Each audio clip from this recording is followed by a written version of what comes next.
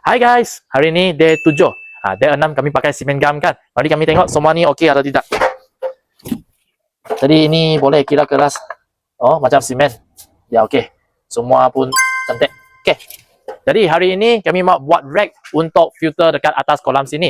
Okey. Jadi atas kami pakai C channel supaya dia dapat flat surface. Dengan kaki dia kami pakai kayu belian supaya dia tahan air dekat bawah sini. Kami sudah siap kaki dia, tapi dia macam tidak stable lagi. Kami pun potong lagi ini besi untuk buat dia punya structure supaya dia dapat stable lagi. Mana tahu saya kena saya punya jari dah berdarah. Lepas tu kami stop sebentar, jadi pergi buat balutan, emergency first aid. Okay. Dan kami continue lagi. Kami sudah siap simpan structure dia, kami pindah pergi display area, tangki sana. Siap simpan ato-ato, kami dah pun terasa dia masih tidak stable sangat.